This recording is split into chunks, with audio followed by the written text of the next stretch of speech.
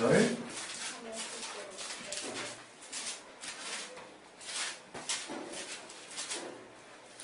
예, 우리 찾으셨으면 다 같이 우리 합독하도록 하겠습니다. 마가복음 11장 22절부터 24절까지 시작. 예수께서 대답하여 저희에게 이르시되 하나님을 믿으라. 내가 진실로 너희에게 이르노니 누구든지 이 산더러 들려 바다에 던지오라 하며 그 말하는 것이 이룰 줄 믿고 마음에 의심치 아니하면 그대로 되리라.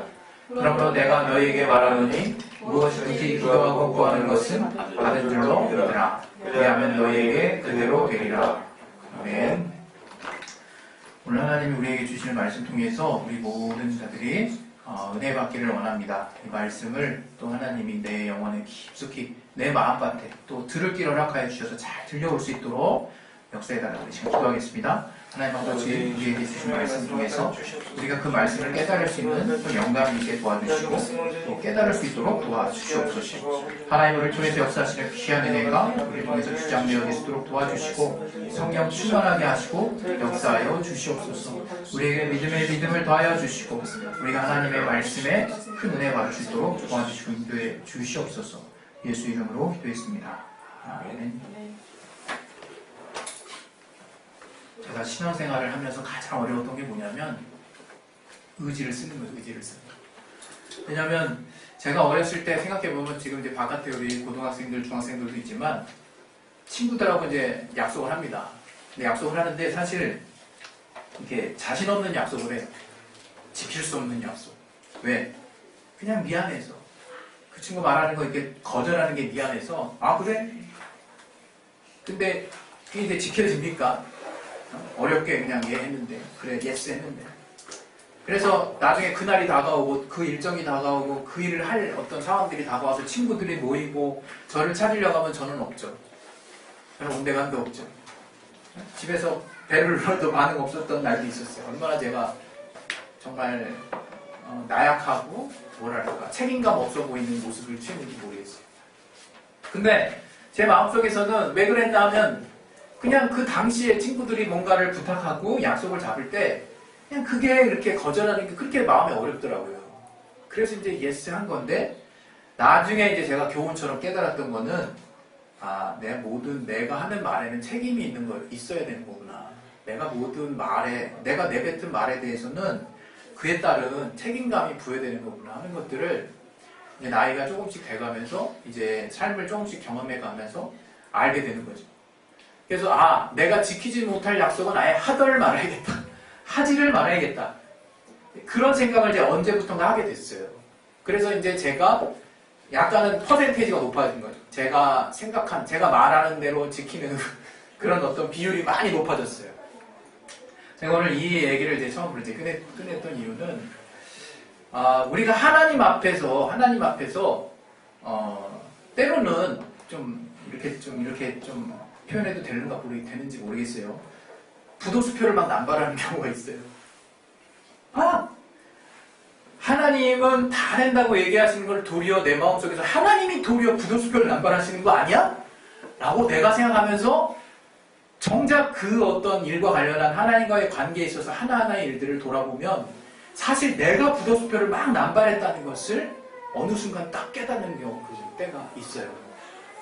그때가 되면요 정말 나 혼자서 하나님이 나와 비밀스럽게 또 1대1의 만남 또 신앙이 주님과의 이때 마음의 어떤 중심에 속한 영역이라 참 다행이지 이런 것들이 만천에 다 드러났다면 참 부끄럽기 그지없고 참 정말 두 얼굴을 드러내고 이렇게 다니기가 참 민망하겠다 싶은 마음이 정말 들 때가 많이 있었어요. 그게 뭐냐면 바로 우리가 어떻게 생각하면 하나님이 우리에게 잘못했다라고 생각하는 부분들을 우리가 잘못했는데 그렇게 생각하는 경우들이 너무 많다는 거예요. 오늘 제가 여러분과 같이 나누고자 하는 이 본문은 사실 굉장히 우리가 아끼는 말씀이고 좋아하는 말씀이고 외우기도 하고 또 우리가 항상 이 말씀을 마음에 두고 위로를 얻지 않습니까?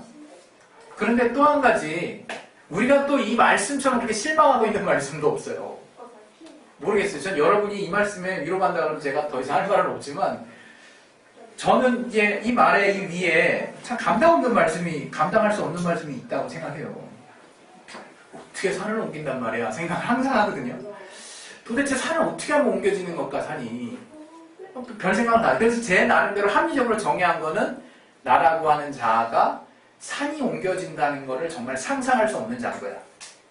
저는 아무리 과격한 상상을 한다 하더라도 망상에 사로잡히고 공상을 너무 좋아해서 정말 상상의 나래를 펼치고 그것들을 있는 그대로 받아들이는 어떤 그런 적응력이 있다고 하더라도 산이 바다에 넘겨지는 거를 믿어지지가 않아요. 근데 감사한 거는 산이 바다에 이렇게 좀 떨어졌다는 얘기가 매스컴에 그 해외 토픽으로 나온 경우가 단 한 번도 없어서 그렇게 믿고 있는 사람은 없나 봐요. 근데 어찌됐건 주님이 말씀하신 그 말에는 진실로라는 말을 썼단 말이에요. truly. 주님이 진실로라는 말을 이렇게 쓸 때는 나름 의미가 있게 우리에게 정말 마음의 중심을 다해서 하시는 말씀이라고 우리가 받아들여지지 않습니까? 근데 주님이 이 말씀을 이렇게 하실 때는 정말로 이렇게 될 거라고 말씀하신 거예요. 근데 산이 들려서 바다에 던지우라라고 생각하면서 그 마음이 그렇게 될 걸로 믿는 자가 단 한 명도 없다는 거예요. 왜? 그렇게 믿고 마음에 의심치 않으면 그대로 될 거라고 주님 말씀하셨거든요. 여기서 우리는 우리 신앙을 정말 진지하게 아주 또 긍정적으로 뭔가 유레카 하는 어떤 마음으로 바라볼 필요가 있는 거예요. 하나 첫 번째는 우리 다 똑같구나. 우리 앞에 펼쳐지는 너무 역동적이고 너무나 충격적인 현실 앞에서 우리 다 믿음을 쓰기 참 어려운 환경에 노출되는 건 누구나 다 똑같구나. 또 내 앞에 펼쳐진 환경들을 쉽게 극복할 수 없는 그런 어떤 현실들도 누구나 다 동일선상에서 출발하는구나 하는 것들을 저는 먼저 우리가 생각했으면 좋겠어요.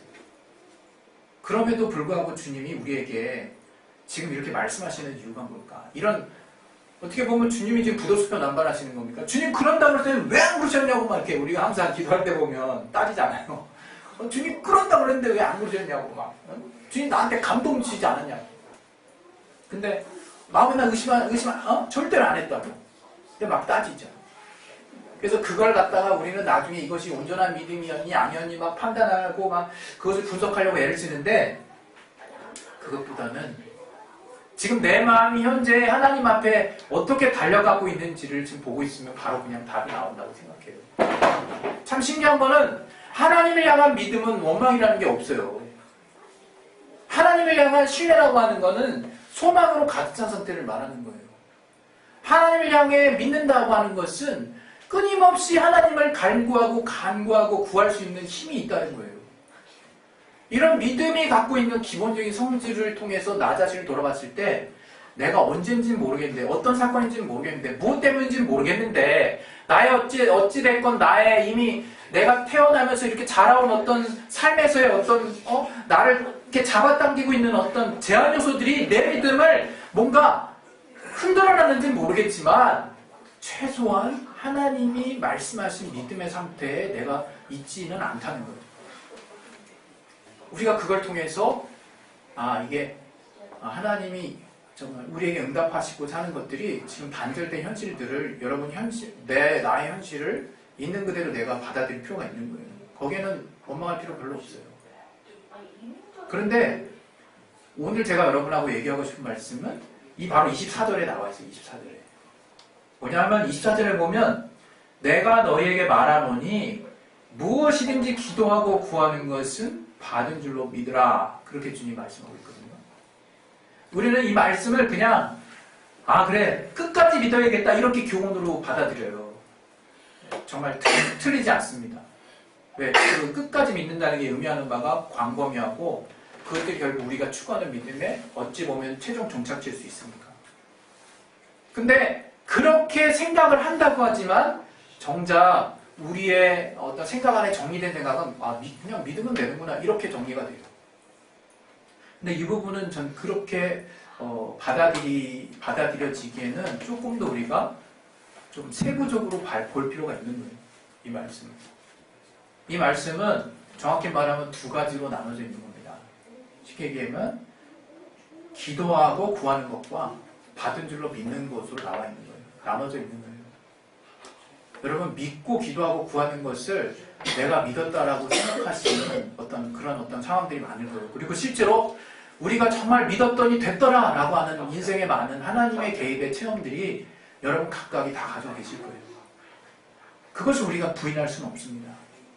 그러나 내가 그러한 역사 가운데 하나님이 과연 왜 이 상황 가운데 나에게 역사하셨을까 하는 것들을 여러분이 정말 이렇게 되물으신다면 우리는 하나님이 인정하실 수밖에 없는, 하나님이 기특히 여기실 수밖에 없는 특별한 무언가를 나도 모르게 그 하나님 앞에 내가 보였던 어떤 순간들을 우리는 정말 어렵지 않게 기억해낼 수 있거든요.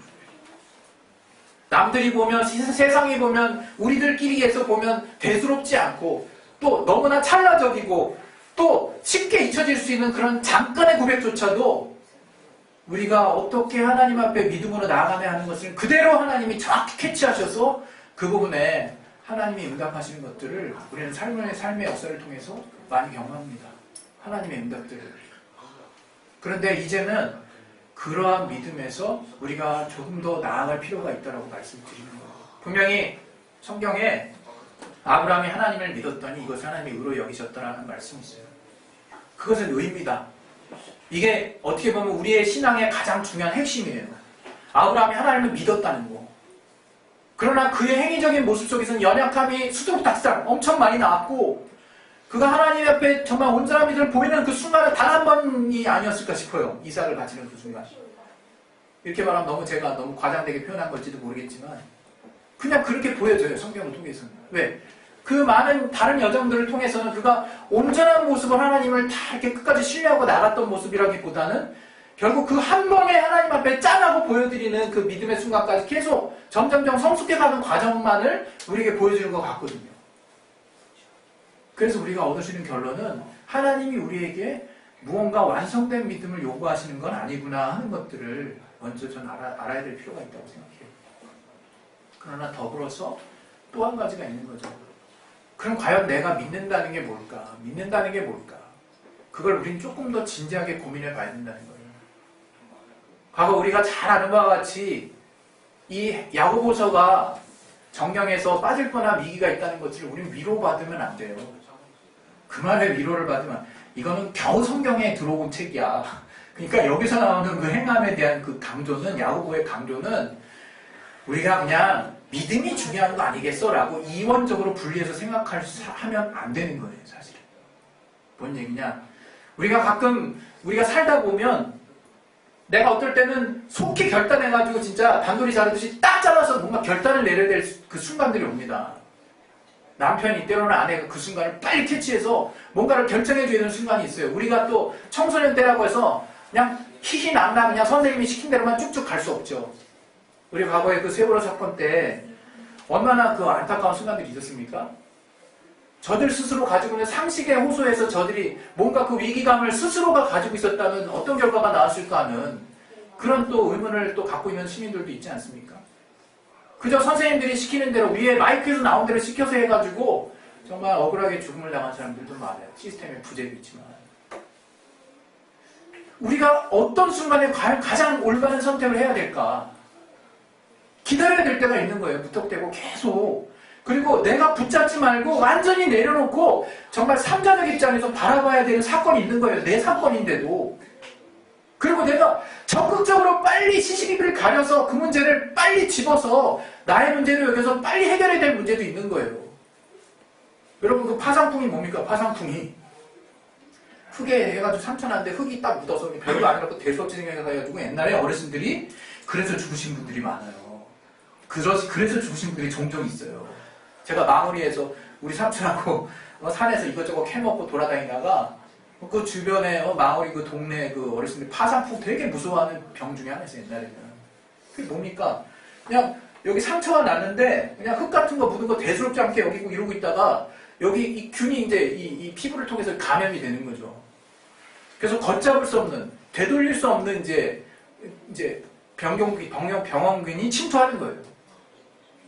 그 순간은 어떻게 했습니까? 만약에 이런 상황을 빨리 소독해줘. 빨리 소독해야 되는 거예요. 제가 옛날에 대학교 때 친구들하고 아주 젊은 열정이 충만해가지고 제가 이제 학과가 임학과다 보니까 산을 많이 돌아다녔어요. 그러니까 이제 한 번은 목표를 세운 거야. 학교에서 이제 학업이 끝나서 한 3시인가 그쯤 됐어요. 근데 딱 이제 산에 가고 싶은 거죠. 그래서 야, 우리 천마산에 가자. 목표가 잡혔어요. 친구들 4명하고 저랑 이제 딱 이제 천마산에 이제 딱 표 끊고 이제 버스 타고 갔죠. 도착했는데 어때? 벌써 4시 반, 5시쯤 됐어요. 그때가 한 4월달인가 5월달쯤 됐어요. 그러니까 태양이 아주 길지도 않아. 어정쩡해. 근데 5시에 출발했어요. 그 밑에서. 그 고지가 600인가 700인가 되거든요. 근데 이따가 큰 바위돌로 된 그런 산이더라고. 근데 확실히 젊은 혈기가 있다 보니까 막 뛰어서 갔어요. 저는 막 헐떡거리면서 어쨌든 친구들 따라갔죠. 막 갔는데 아니나 다를까 한 7, 8시 되니까 정상이 그쯤에 도착했어요. 한 7시 좀 넘어서. 근데 내려올 때 되니까 저는 그때 알았어요. 칠흑 같은 어둠 이런 거구나. 야, 하나도 안 보여. 하나도. 진짜 그야말로 까매요. 까매. 내 앞에 손도 안 보여. 그때는 스마트폰이 있었겠습니까? 삐삐 있지. 삐삐. 삐삐 아세요? 삐삐. 아무것도 안 보이는 상황이죠.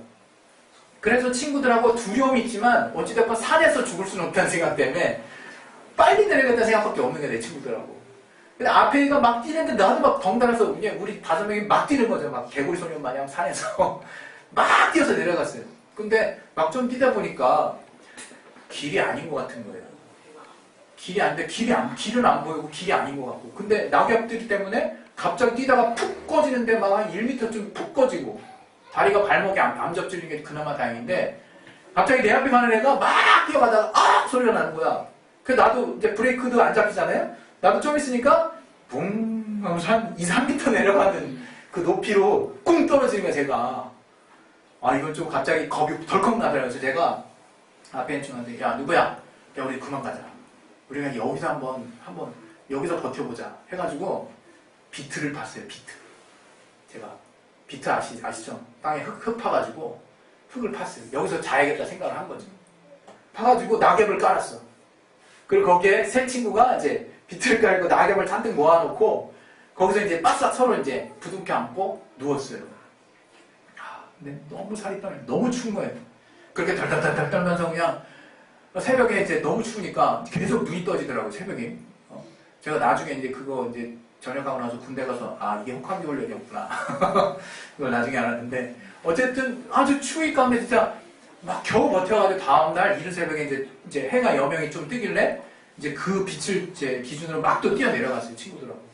뛰어 내려갔는데 이게 아니나 다를까 10m도 안 가서 이게 천마산 스키장 그 낭떠러지 절벽 앞에 저희가 서 있는 거예요. 그러니까 저희가 만약에 그때 브레이크를 안 밟고 그냥 계속 가자 했으면요, 그냥 그 낭떠러지를 떨어진 거예요. 천마산 스키장 그 한쪽 벽을 다 이렇게 닦았거든요, 낭떠러지처럼. 거기 그 어떤 펜스도 우리가 아예 다른 길로 들어와가지고 천마산 스키장 옆에 낭떠러지 이제 직전에 어느 자리에서 저희가 노숙을 하게 된 거예요.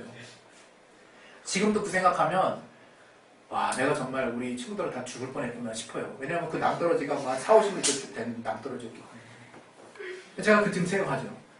만약에 내가 그때 우리 친구들하고 두렵지만 야, 빨리 내려가는 것을 우선순위로 선택해서 더 가자 했으면 어떻게 됐을까? 저는 중상을 입었거나 아니면 이 세상에 없었을 수도 있겠죠. 그런 굉장한 그 위기의 순간들이 있었어요.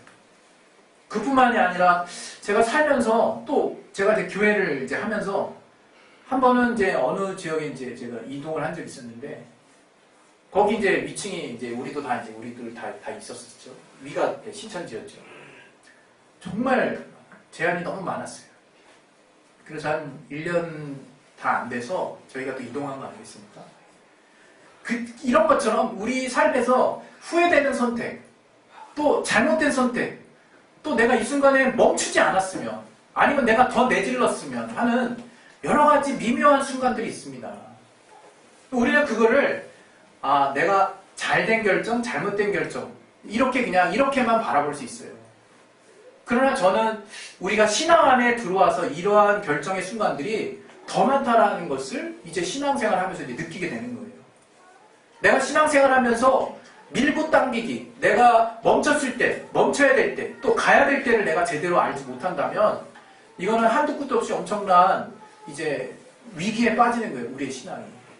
저는 왜 오늘 이 본문에 이게 도대체 무슨 의미인가 여러분이 여기실 수 있는 부분이 있을 수 있는데 저는 이게 바로 신앙에 있어서도 균형과 조화라고 그렇게 받아들여지는 거예요. 우리가 늘상 하나님께 믿는다 하면서 믿는다라고 하는 그 마음의 어떤 신앙의 중심과 깊이의 어떤 확장에 대해서는 나름 고민을 했을지 몰라도 정작 그 믿음의 어떤 다른 편에 속한 영역들에 대해서는 우리가 그닥 크게 신경을 쓰지 않은 것 같다는 거죠. 예를 들면 그걸 쓸 영역에 그 반대편 잘 쓰지 않은 영역들에 대해서는 주로 원망할 때 써요. 주님 나 이만큼 하지 않았냐고. 그리고 이런 거 주님 이걸 원하시진 않는 거 아니냐고. 내가 이렇게 잘 믿었는데 왜 그러냐고. 근데 그게 아니라는 거죠. 잘 살펴보면. 오늘 이 본문은 너희가 기도하고 구하는 것은 받은 줄로 믿는 것까지가 주님이 우리에게 요구하시는 거예요. 받은 줄로 믿는 거. 그럼 그 받은 줄로 믿는 게 뭐냐 이게 받은 줄로 믿는 게. 저는 이게 우리의 의지와 관련이 있다고 생각하는 거예요. 이게 바로 하나님이 우리에게 요구하시는 행위의 영역이구나. 우리에게 온전하고 완전한 행함을 요구하시지는 않지만 우리가 믿었다면 그 믿음에 따른 우리의 의지를 보고자 하시는구나. 그랬을 때 하나님이 그대로 되리라고 말씀하실 수 있겠구나 라는 생각을 저는 하게 되는 겁니다. 근데 신기하게 제가 주님을 믿습니다. 그래서 내가 진짜로 삶 가운데 의지적으로 했던 것이 많이 없지만 아니면 거의 없지만 정말 하나님이 역사하실 때가 있고 내가 뭔가 행함의 부분들로 있어서는 많이 뭔가 도드라지게 행한 것들이 있지만 그다음 정말 하나님이 함께 하셨다는 느낌을 받지 못하고 실제로 하나님의 응답이라고 보기 어려운 순간들을 맞이한 경험들도 있거든요. 그럼 이것들을 내가 봤을 때 이것이 무슨 차일까 생각해 보았을 때 저는 이렇게 그냥 내 많은 사건들 중에 이런 공통점들을 생각을 해보는 겁니다. 내가 정말 하나님께 구했을 때 그 믿음이 나의 의지의 영역까지 가서 정말 내가 그렇게 믿고 있는 어떤 삶의 영역들을 주님 앞에 나타내는 삶을 살고 있었을까 싶은 생각이 드는 거예요. 여러분 우리가 내가 하나님을 믿는 게 정말 중요합니다. 그러나 그 믿음이 어디까지 우리에게 요구하고 있는지를 우리는 봐야 돼요. 하나님 우리에게 너 이거 100까지 다 해놔. 그래야 내가 역사한다. 너 여기까지 수위가 차지 않으면 난 역사 안 해. 그렇게 매몰차신 분 아니세요. 그건 분명합니다. 그러나 확실한 것은 내가 믿은 대로 행하고자 하는 그 의지는 하나님의 어떠한 방법을 통해서든 어떤 순간을 통해서든 보고자 하신다는 거예요. 저는 오늘 그것들을 우리가 많이 우리의 신앙생활 가운데 간과하고 있지 않았나 그런 생각을 해봐요. 제가 아까 내가 선택과 집중에 대한 이런 이야기를 쭉 꺼냈던 이유는 우린 신앙에 균형감이 필요하다고 생각하는 거예요. 내가 그저 믿는 거를 그냥 쭉 내가 평소 해왔던 대로 쭉 믿는다고 그게 다 되는 것이 아니라 하나님의 말씀에서 정말 원하는 모습대로 내가 지금 그 믿음의 온전한 모습을 지금 취하고 있는지를 돌아볼 필요가 있다는 것이고 더 나아가서는 그 믿음이 정말 나의 의지로 그 믿음을 지속하고자 하는 그런 마음을 내가 계속적으로 쓸 수 있도록 정말 내가 하나님을 기대하고 하나님의 말씀을 계속 내 안에 두는 그런 훈련들이 우리에게 그 어떤 순간보다도 필요하지 않나 싶어요. 저는 모든 거 우리가 하나님께 기도했을 때 하는 것마다 정말 다 응답되길 저도 바라죠. 또 제가 교회를 하면서 정말 하나님께 바라는 것들이 얼마나 나름 많겠습니까? 그러나 제 안에 제 스스로 제가 기도하고 구하는 것들의 어떤 퍼센테이지를 보면 저도 그렇게 크게 높지는 않은 것 같아요. 그럼 그 나머지 정말 응답되지 않다라고 여겨지거나 좀 더 기다리라고 하나님 사인을 보내신 것, 그 영역들을 다 포함해서 제가 제 삶에 그런 영역들을 이렇게 돌아보고 생각을 해보면 많은 부분들에 있어서 내가 그걸 기도하고 믿었고 하나님께 맡겼다고 하지만 더 이상 이것에 대해서 믿음을 하나님이 찾아볼 수가 없는 그 믿음이 도대체 어떤 건지를 하나님도 정말 보기가 어려운 이미 죽어버린 그런 내용들이 너무 많지 않나 그런 생각을 제가 하게 됐습니다. 여러분 오늘 주님께서 오늘 이 하신 말씀은 이거는 정말 대단한 말씀이에요. 이건 엄청난 말씀 하신 건데 우리가 정말 과거 우리의 믿음의 선배들처럼 또 정말 또 누구는 몇 번 기도할 때마다 다 응답됐다. 그 응답주의, 그 응답에만 우리가 치우쳐서 정말 그것들 응답률을 높이고자 제가 말씀드리는 게 아니에요. 정말 하나님과의 온전한 관계 가운데 있을 때 우리의 삶이 풍성해진다는 것을 말씀드리려고 하는 거예요. 우리가 하나님과의 소통 관계가 온전하게 우리가 뚫려져 있을 때 우리는 응답이 무엇인지에 대한 궁극적인 답을 각자의 삶 가운데서 분명하게 다들 얻을 수 있을 거라고 믿는 거예요. 그것이 오늘 이 본문에서 나오는 우리가 기도하고 구하는 행위는 믿음으로 또 기도하고 구하는 모습들은 나는 열심히 취했다라고 생각하고 있지만 정작 받은 줄로 믿는 그 뒤에 있는 그 하나님의 우리를 향한 그 요구에 대해서는 내가 자신 없는 모습을 지금 취하고 있지 않나 그런 생각들을 좀 하게 됩니다. 그래서 오늘 저와 여러분이 정말 우리가 이 믿음과 신앙의 영역에 있어서 저는 또 과거에 우리가 영적 해가지고 뭔가 교회 안에서 이루어지는 어떤 봉사와 또 일들, 교회 안에서 성경 안에서 어떤 직분이나 봉사의 이름으로 이루어지는 어떤 신령한 어떤 정말 도드라진 특성들이 정말 나타나는 교회 일들만 영적이라고 보고 또 교회 안에서 뭔가 어떤 이루어지는 신앙의 어떤 행위들이 신앙생활로 대표되는 그런 모습도 저는 치우친 모습이라고 생각을 하는 거예요. 신앙은 교회 안에 머물러 있을 수 없습니다. 그것이 교회 안에 머물러 있다면 그것은 더 이상 신앙이 아닌 거죠. 교회는 우리의 몸이고 하나님이 각 지체 간에 몸을 이루게 하셔서 그들의 삶의 지경 안에서 어떻게 하나님이 또 그들의 삶을 또 개입하시고 역사하시고 또 어떤 하나님의 뜻 안에 있는 말씀들을 선포하시고 우리가 그 뜻을 어떻게 순종해 가느냐 하는 것이 신앙생활인 것이지 교회 안에서 우리가 정말 성도들 많이 또 이끌어오고 또 거기서 정말 예배를 충만하게 하고 거기에 있는 어떤 정말 교의적인 어떤 법칙들을 우리가 잘 지켜낸다고 해서 우리 신앙이 완성되는 것도 아니에요. 정말 하나님의 뜻이 내 안에 없다면 내 삶 가운데 하나님의 뜻이 중심이 되어 있지 않다면 아무런 쓸모가 없는 거죠. 우리 시간에 기도하실 때 오늘 특별히 저와 여러분이 좀 신앙의 균형감을 회복했으면 좋겠어요. 그것은 하나님이 다리 찢어지라고 요구하시는 게 아니에요.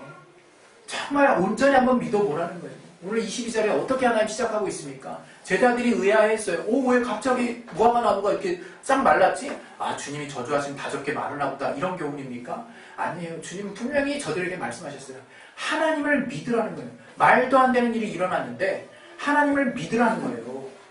거기서 하나님을 너희가 믿는다면 너의 삶이 하나님을 믿는 그 믿음의 모습 가운데 어떻게 변화될 수 있을지에 대해서 주님은 우리에게 엄청난 기대감을 주시는 거예요. 엄청난 소망을 주시는 거예요.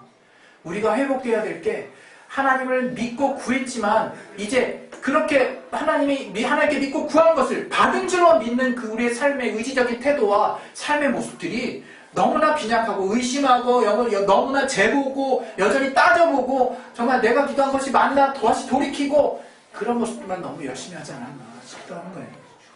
우리 시간에 기도하실 때 하나님께 어떠한 기도든 무엇이든지라고 말씀하신 것처럼 내가 하나님께 기도하고 구한 것은 그 믿음대로 내가 한번 하나님께 나아가 보십시다. 우리의 삶의 의지를 거기까지 정말 한번 정말 드러내서 우리의 믿음을 하나님께 보여드려 보십시다. 그때 하나님이 내게 어떻게 응답하시는지를 통해서 내가 확실히 그 하나님의 응답을 받을 수 있는 그런 또 주님 안에서의 또 풍성한 또 삶의 역사들을 체험할 수 있기를 예수 이름으로 축원드립니다. 우리 시간에 예수요 한번 하시고 기도하겠습니다. 예수요! 하나님 아버지 우리가 삶을 통해서 하나님이 우리의